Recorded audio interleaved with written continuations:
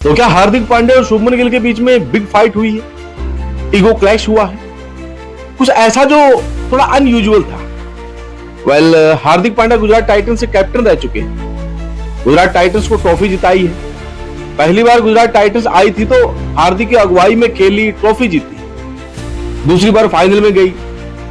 हार्दिक की लीडरशिप में शुभमन गिल खेलते थे, लेकिन फिर हार्दिक पांड्या ने गुजरात टाइटंस को छोड़ दिया। वक्त बदला, जज्बात बदले, हालात बदले, साल बदले और अब मुंबई और गुजरात क्वालिफाई 1 में मुंबई ने इस मैच में गुजरात को हरा दिया है, जिन्हें जानती है 20 रनों से हराया है। लेकिन इस मैच में कुछ ऐसा हुआ जो चर्चा के केंद्र में आ गया है, और वो था शुभमन गिल और हार्दिक पांड्या के बीच में थोड़ा ईगो क्लैश का दिखना। कितना सच कितना फसाना भगवान जाने, लेकिन इस पर चर्चा चल रही है।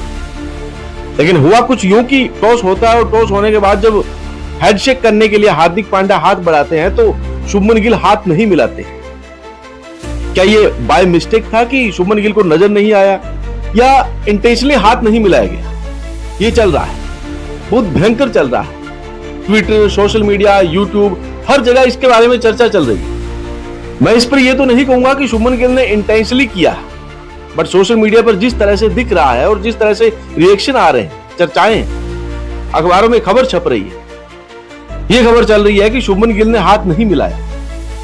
हार्दिक पांड्या थोड़े असहज हुए और इस असहज होने के बाद वो रवि शास्त्री के पास बात करने चले गए, और ये गर्माहट पूरे मैच में भी दिखाई पड़ी।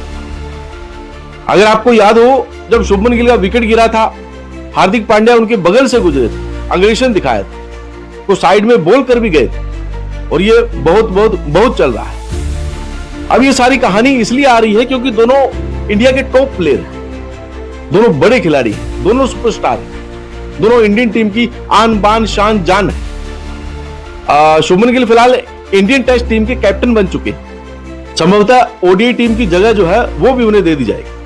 हार्दिक T20 और ओडीआई में स्ट्रॉन्ग कंटेस्टेंट है, हमेशा कैप्टन के लिए, अगर फिटनेस ठीक रहती है।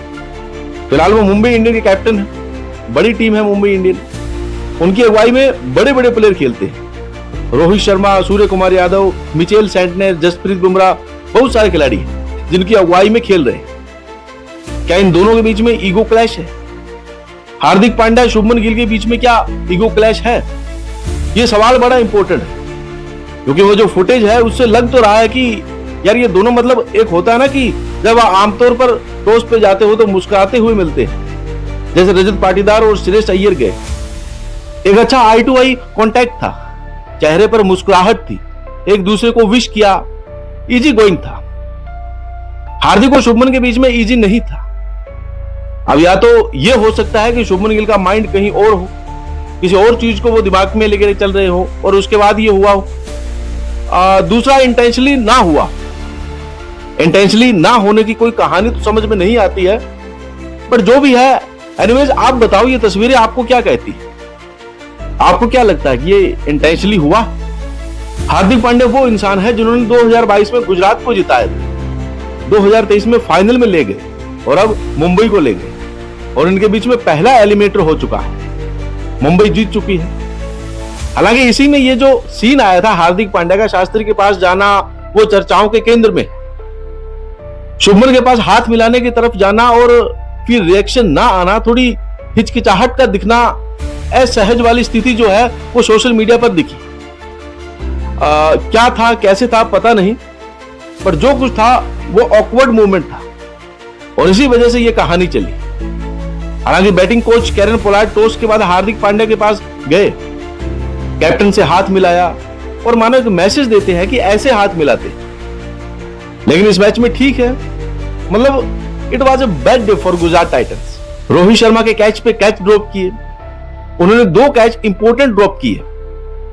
रोहित भाई ने 50 पे 81 मार दिया, नतीजा शुभमन गिल की टीम को 228 मिली। फिर शुभमन गिल पहले ओवर में आउट हो गए, हार्दिक पांड्या वहां जोश दिखा चले गए। Sai Sudarshan played very well, 80 run बनाए 49 गेंदों पर, बट वो काफी नहीं थे।